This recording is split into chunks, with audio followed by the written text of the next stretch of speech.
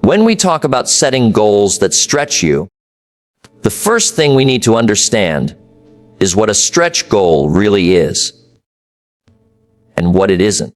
A stretch goal isn't simply a bigger version of your current goal. It's not about doubling the number or chasing a shinier version of what you already know how to do. It's about reaching for something that requires you to become more in the process of achieving it. It's about stepping into a space where your current skills, habits, and ways of thinking are no longer enough, and where growth becomes a necessity, not an option. You see, the ordinary goal is comfortable. It fits within what we already understand. It operates inside the boundaries of what we've proven we can do. But a stretch goal, that's a different creature. It demands that you stretch, not just your effort, but your imagination, your patience, your discipline, your very sense of possibility. It's the difference between running the same route every morning and deciding one day to run a marathon. The muscles you've relied on before won't get you there.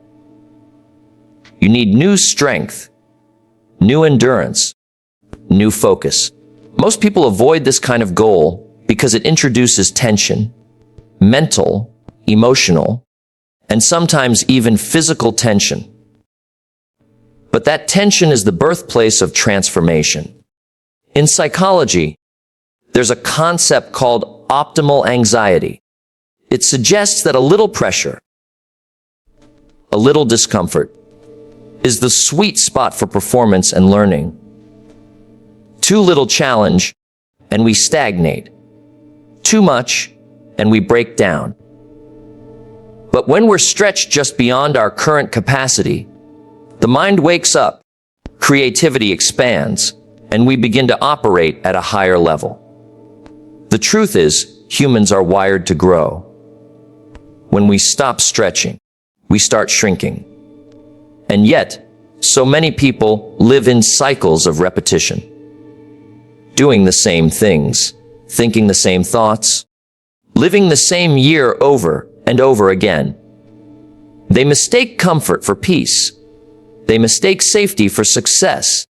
But every person who has achieved something remarkable, whether in business, art, science, or personal development, has at some point set a goal that seemed almost unreasonable. Jim Rohn once said, "Don't wish it were easier, wish you were better."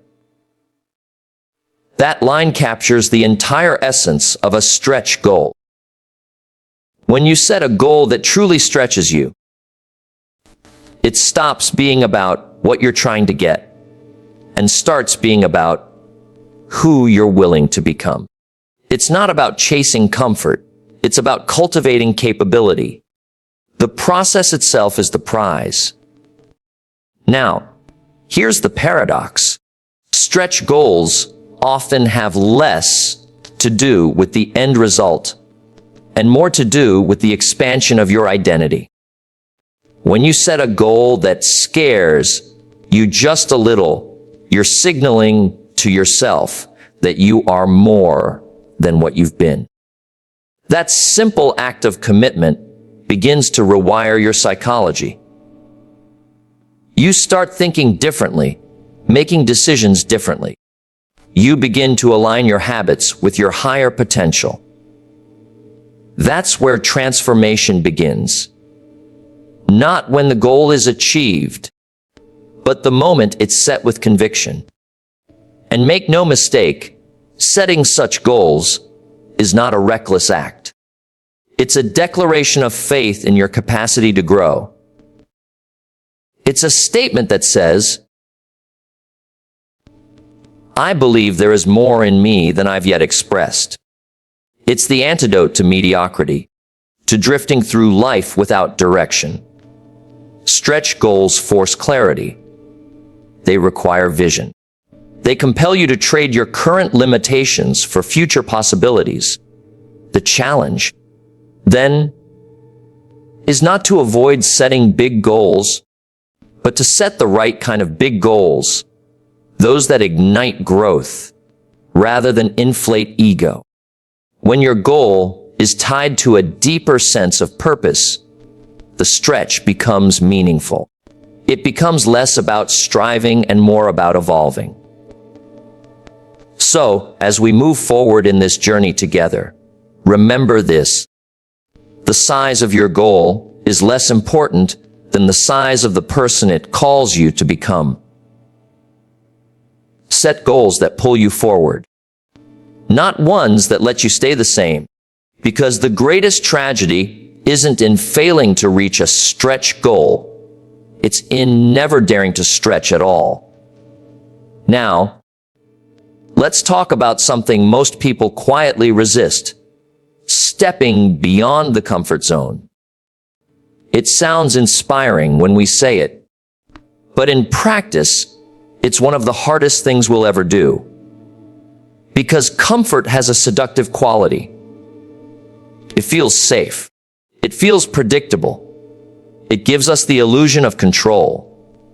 Yet here's the great paradox: everything you truly want, growth, achievement, confidence, purpose, lives just beyond that border of comfort. Human nature is wired for security. The mind seeks stability. It prefers the known over the unknown, even when the known isn't fulfilling. That's why we repeat patterns that keep us stuck. We stay in jobs that no longer challenge us, relationships that no longer grow us, habits that no longer serve us. Because comfort, while limiting, is familiar, and the familiar is deceptively soothing. But progress, real progress, doesn't come from repeating what you've mastered. It comes from risking the unfamiliar, from stepping into the territory where you're not entirely sure you can succeed. Jim Rohn often said, "Discipline is the bridge between goals and accomplishment." I'd add that discomfort is the toll you pay to cross that bridge. Every step outside your comfort zone demands payment in the form of uncertainty, awkwardness, and self-doubt. But that's the price of growth. You cannot expand and remain the same. You can't stretch your potential while clinging to your current limits. The comfort zone is psychological. It's a boundary built out of habits, fears, and self-perception. And the moment you start moving beyond it, your mind reacts. It whispers, "This is risky. Go back." That's your survival instinct talking. It's ancient programming, designed to protect you from danger. But in modern life, danger isn't the lion in the tall grass. It's the fear of failure, the fear of judgment, the fear of being uncomfortable. And if you allow that fear to guide your choices, it will shrink your life one safe decision at a time. But something remarkable happens when you step into that zone of discomfort. Your confidence begins to expand. Not because you eliminate fear, but because you act in spite of it. Confidence isn't the absence of uncertainty. It's the evidence of courage. Every time you take a small, brave step beyond what's easy, you send a message to your subconscious that you are capable of more. Slowly, the walls of your comfort zone begin to stretch. What once felt intimidating becomes familiar. What once scared you becomes your new normal. The goal isn't to live in a constant state of discomfort. It's to grow your comfort zone until it encompasses greater challenges, higher standards, and richer experiences. Growth and comfort cannot coexist. but they can alternate in rhythm. You step out, stretch, grow, and then recalibrate. Each cycle strengthens your capacity to handle more. There's also a deep psychological truth here. The discomfort of growth is temporary, but the regret of stagnation is permanent. The moment you stop reaching, something inside you starts shrinking. You lose that spark of curiosity, that sense of purpose that comes from striving. People often think they're protecting their peace by avoiding discomfort, but in reality, they're protecting their limitations. Think of any great achievement in your life, personal, professional, or spiritual, and you'll find that it began with a moment of unease. The decision to start, the first awkward attempt, the uncertainty of the unknown. That tension isn't a signal to retreat. It's proof that you're on the edge of transformation. The discomfort is evidence that you're growing. So when you feel that resistance, the hesitation, the nervousness, the voice that says, "I'm not ready," recognize it for what it is, the signpost of expansion. You're not in danger. You're in development. That's the space where potential turns into power, where aspiration begins to take shape. And here's the beautiful part. The more often you walk through discomfort, the less control it has over you. You build psychological resilience. You start trusting yourself, not because life gets easier, but because you get stronger. The walls that once defined your limits become the very foundation you stand on. So, if you're serious about setting goals that stretch you, make peace with being uncomfortable. Learn to see it not as a punishment, but as proof that you're alive, growing, and reaching towards something worth becoming. Because comfort may keep you safe, but discomfort, chosen, embraced, and endured, will make you great. Now, there's an important balance we need to strike when setting stretch goals. The balance between ambition and realism. It's a fine line, and it's where most people either burn out or sell themselves short. You see, there's a difference between setting a goal that challenges you and setting one that crushes you. One expands your potential. The other erodes your confidence. The art lies in aiming high enough to inspire, yet not so high that you disconnect from belief. Ambition is essential. It's the spark that pushes us to imagine a better version of ourselves and a richer version of life. Without ambition, we drift. But ambition without grounding quickly turns into fantasy. And fantasy, while exciting, doesn't build momentum. It breeds frustration. Because if your mind can't conceive a real path forward, your spirit won't commit to the journey.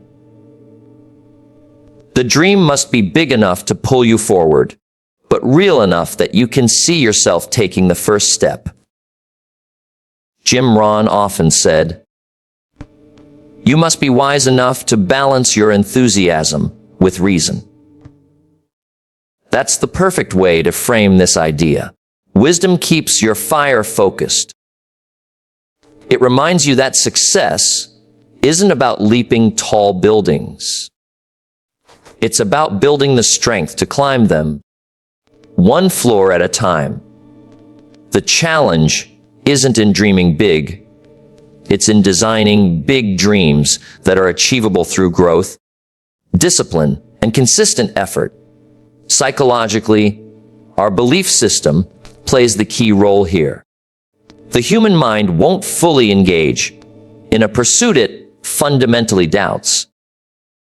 You can't sustain effort towards something you secretly don't believe is possible. That's why the balance matters. A realistic stretch goal operates at the edge of belief. It's difficult enough to demand change, but still believable enough to activate hope. The moment the mind perceives something as utterly impossible, motivation collapses. But if it sees a path, however uncertain, the heart leans in. This is where strategy becomes the partner of ambition. It's not enough to say, I'm going to double my income, or I'm going to transform my health. You must ask, how will I move toward it? What are the habits, the systems, the relationships that will support that stretch? Big goals without structure are like fireworks. Bright for a moment, then gone in smoke. But when your ambition is supported by a practical plan, it gains gravity. It becomes a commitment, not just a wish. There's also a humility in this balance, a recognition that growth is progressive. Nature doesn't skip seasons, and neither does personal development. The tree doesn't demand to bear fruit in the first spring. It focuses on strengthening its roots. Likewise, we must honor process. The great trap of modern ambition is impatience. We want the summit without the climb. But the stretch that strengthens you is found in the climb, not at the peak. And here's another subtle truth. Being realistic doesn't mean being timid. It doesn't mean shrinking your vision to what's easy or certain. It means understanding the relationship between your goal and your current capacity, then bridging that gap intentionally. You start where you are, with what you have, and you commit to expanding from there. Each stage of progress builds the foundation for the next. When you find that sweet spot where your goal excites you but still feels within reach with effort, you create what psychologists call flow. It's the state where challenge meets capability. You're engaged, motivated, and growing without tipping into overwhelm. That's where transformation becomes sustainable. So, balance isn't about tempering your dreams. It's about channeling them. It's about anchoring your ambition in structure, direction, and patience. It's about understanding that the mountain you're climbing doesn't need to be conquered in a day. It needs to be climbed with faith, focus, and intelligent pacing. If your goal makes you stretch, but not snap, it's the right goal. If it forces you to grow without losing hope, it's the right challenge. Because the aim isn't just to dream big. It's to build the strength, the skill, and the discipline to make the dream real. Once you've set a goal that truly stretches you, one that's ambitious yet balanced, the next great challenge is bringing it down to earth. Big dreams are beautiful, but without structure, they remain distant visions, floating somewhere in the clouds. The truth is, no matter how inspiring your goal may be, progress is made in steps, small, deliberate, and measurable steps. The mountain is climbed one foothold at a time. This is where so many people lose momentum. They set an extraordinary goal. They feel the spark, but then they look at the size of the task and become paralyzed by its scale. It's like standing at the base of a massive staircase and staring at the top instead of focusing on the first step. The mind becomes overwhelmed by the distance rather than engaged with the next action. That's why breaking a big goal into actionable steps isn't just good advice. It's a psychological necessity. The human brain thrives on progress it can see. Small wins create energy. They generate confidence. They give us tangible evidence that the dream is possible. Jim Rohn often said, "Success is nothing more than a few simple disciplines practiced every day." That's not poetic. It's practical. Because every significant transformation, every great achievement, is really the sum of small, consistent actions compounded over time. Discipline turns desire into direction. When you take a large vision and translate it into daily behaviors, you transform the abstract into the attainable. Think about it like this: the goal is your compass, but your habits are your steps. You don't reach the goal by obsessing over the destination. You reach it by mastering the rhythm of steady movement. Each small step may not look impressive on its own, but together, they create unstoppable momentum. The key is to stay connected to both: the vision that inspires you and the daily actions that inch you closer to it. Lose sight of either, and the process collapses. Psychologically, this approach taps into what's known as behavioral activation. When you take even a small step toward a meaningful goal, your brain releases a sense of accomplishment. That feeling reinforces motivation, which fuels further action. It's a self-strengthening cycle. Action creates belief. Belief creates more action.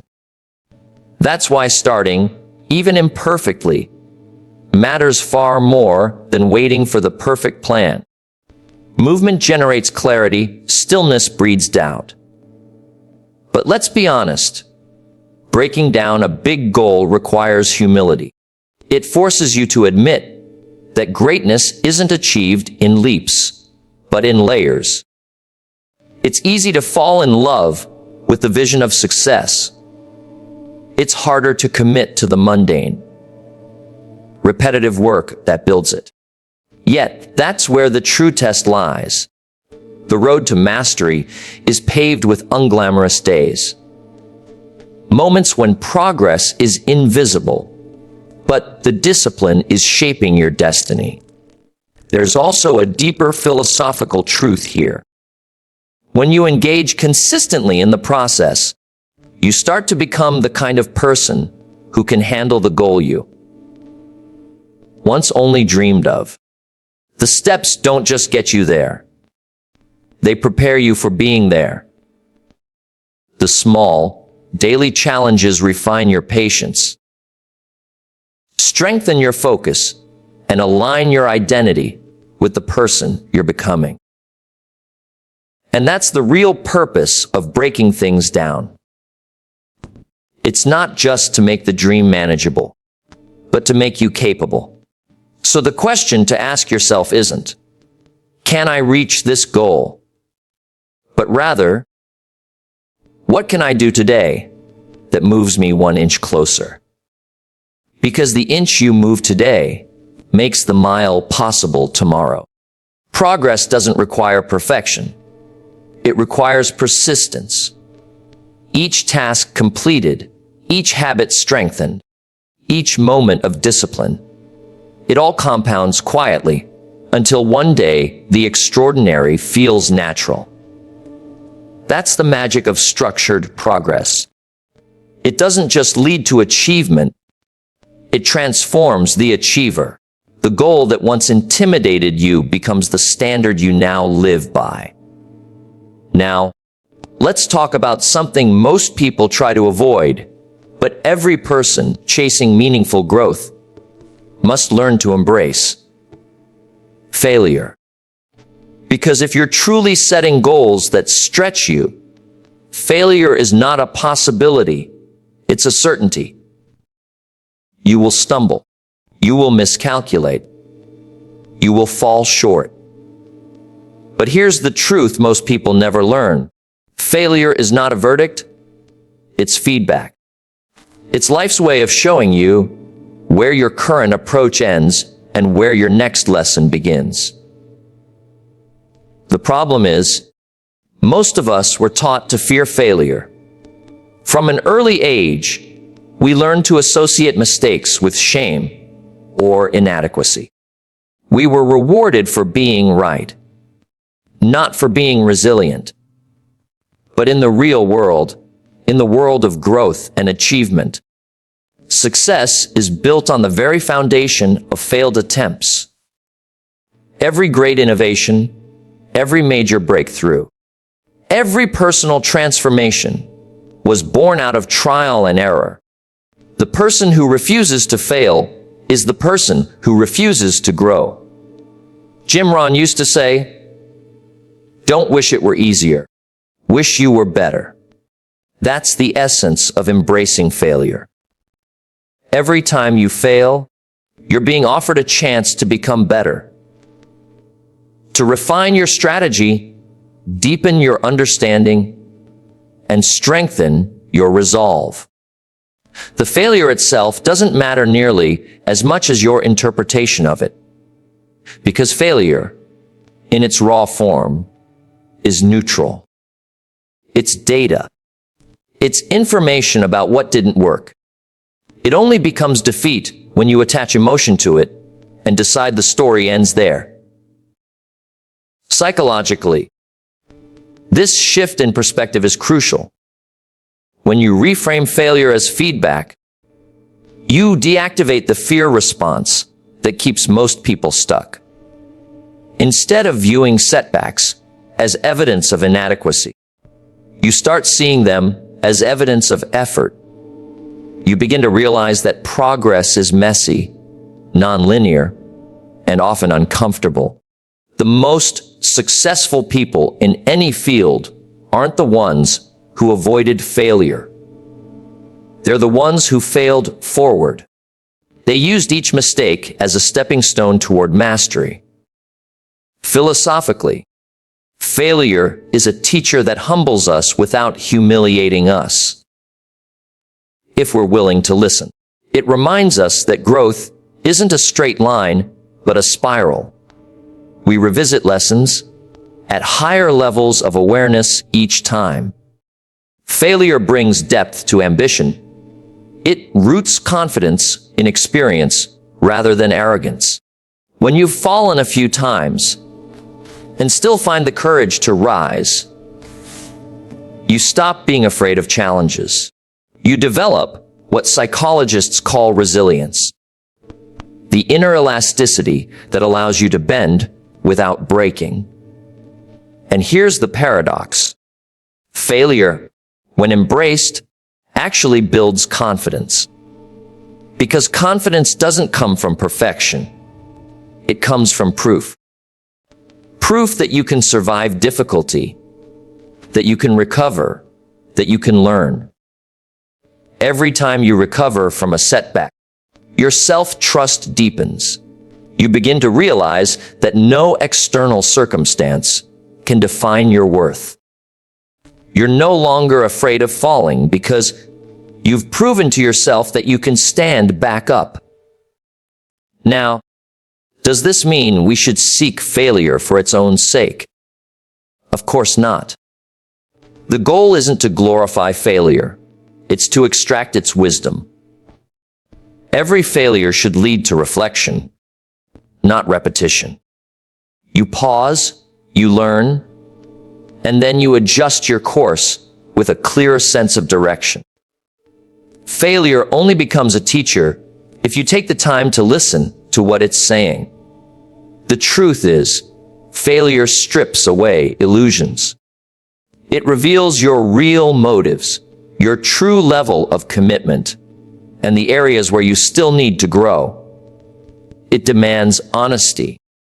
And honesty with yourself is the highest form of discipline. Because once you stop pretending that success should be smooth, you free yourself from unrealistic expectations. You begin to respect the process, not just the prize. So, when your plans fall apart, when you hit a wall, when the results don't match the effort, don't despair. That's not a signal to quit. It's a signal to recalibrate. Each failure is simply an invitation to refine the person you're becoming. It's not the end of your story. It's the necessary chapter that gives the story meaning. Because in the end, failure doesn't stop you. Fear of failure does. Once you remove that fear, the world opens up.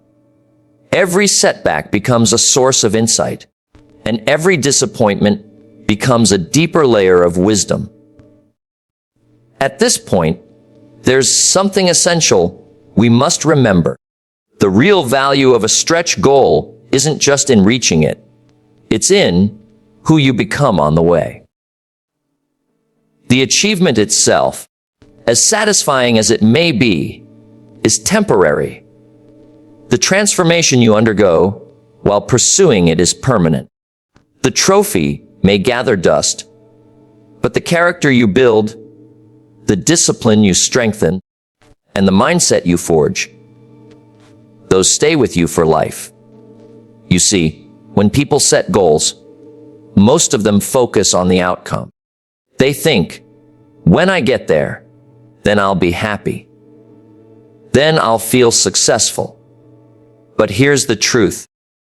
If you don't learn to find fulfillment in the process, the destination won't fill the void. Success achieved without growth is hollow. What gives meaning to achievement is the person you had to become to earn it. Jim Rohn used to put it perfectly. The major value in life is not what you get. The major value is what you become. That one sentence carries the entire philosophy of personal development. Because if all you get from your goal is a result, you've gained something small. But if, in pursuit of that result, you develop patience, discipline, resilience, vision, and self-respect, then you've gained something immeasurable. When you set a goal that stretches you, you enter a process of becoming. You start to notice subtle shifts in how you think, how you respond, and how you handle pressure. You begin to outgrow old excuses and outdated patterns. The pursuit itself becomes a mirror, reflecting back both your strengths and your weaknesses. It forces you to confront who you've been, so you can consciously decide who you want to be. That's why the journey matters more than the milestone. Every challenge, every setback, every small victory along the way contributes to your evolution. The discomfort you feel while growing is the evidence that you're changing shape internally. You're expanding your capacity, and that's something no one can take away from you.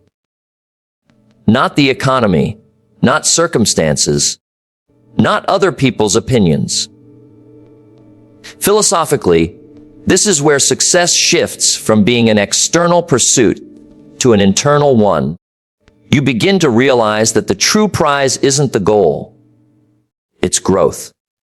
The money, the recognition, the achievements, they're symbols of what you've become capable of creating.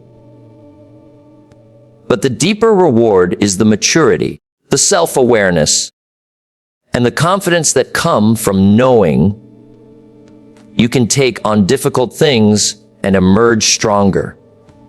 And here's something powerful.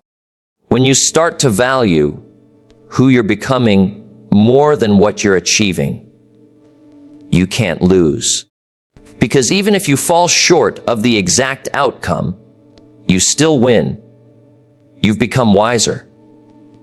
You've developed new skills. You've built resilience that will serve you in every future endeavor. That's the kind of success that compounds. It grows you into someone who can handle bigger visions, deeper challenges, and greater responsibility. When you reach a major goal, take time to celebrate, of course. But don't just celebrate the result. Celebrate the growth. Celebrate the discipline it took to keep showing up when it was inconvenient. Celebrate the courage it took to confront fear and uncertainty. Celebrate the new habits, the new mindset, the stronger identity you forged along the way.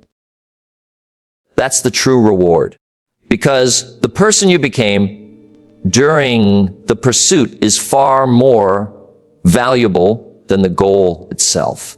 And once you've experienced that kind of growth, you'll notice something else. You won't want to stop. Growth becomes addictive. You'll find yourself setting new stretch goals, not because you need more, but because you want to become more. You start to understand that life's real purpose isn't in comfort or completion. It's in continual expansion. So as you move forward, and don't measure your success solely by what you achieve. Measure it by how much you've grown, how much you've contributed, how much closer you've come to expressing the best within you. That's the ultimate reward of setting goals that stretch you.